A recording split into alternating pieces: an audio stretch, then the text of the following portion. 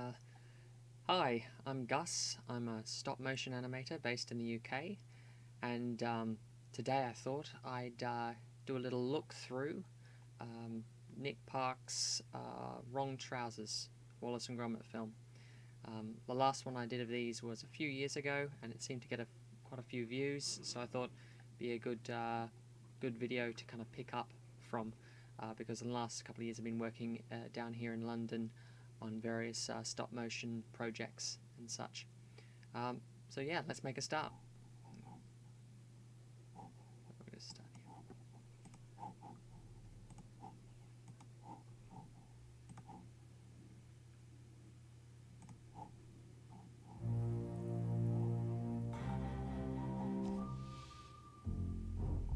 here. Their early logo, much more handmade. I think, is it Dave Alex Reddit who does the lighting there? I think he may have worked on this film. Now that's great. You can see that was all done with probably very thin paper, semi-transparent paper. I mean, I often use what's it called? Cling film's great for the water effects, as seen before. Maybe use little tiny beads, coloured beads if necessary. Like that was sort of black coffee essentially. Little beads are fantastic for like little bubble effects here and there, just momentary effects.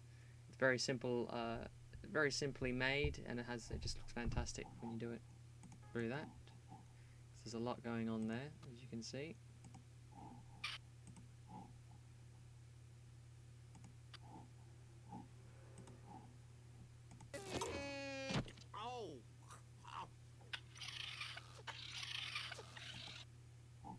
You can see how they when it brought down the sleeves, that would have been a separate piece of plasticine, and then they would have swapped out the arm for the obviously piece of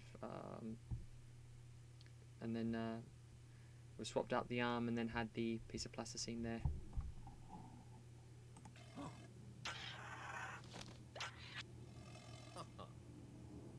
His head looks a little gnarly by the end there. If you saw the end of that previous shot, his face just by the end of that sequence.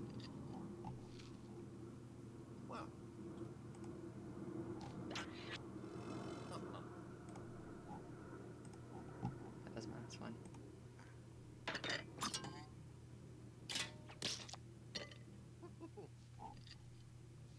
Oftentimes when you animate towards the end of the shot, the face gets really gnarly.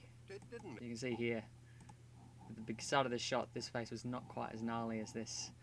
So as you're animating naturally when you're working in plasticine, you're going to be touching the nose and touching various elements of the face, and just get a little bit more and more grubby, and even you won't necessarily even notice it getting grubbier in some places, but it does. So sometimes you have to swap out the head mid-shot for a perfectly identical head, which you know, obviously you need model makers that can make or sculptors perfectly identical heads, and that was one of my jobs on Chuck Steel, just making identical heads, and sometimes mid-shot they would swap it out because it's just getting so grubby. But most of the time you could get through the end to the end of the shot and it wouldn't be too noticeable, because obviously if you're swapping out heads, there could be problems in that they don't look perfectly identical, and you kind of can cause more issues than necessary. So it is good to kind of just, if you can, get through the same head through the whole shot. Well, we'll just finish there for now. Just a short one today. If you like what you saw, please like and subscribe. If you didn't, then don't. And yeah, I hope to be producing more of these, so the more traction this video gets, the more I'll upload. So yes, thanks for watching.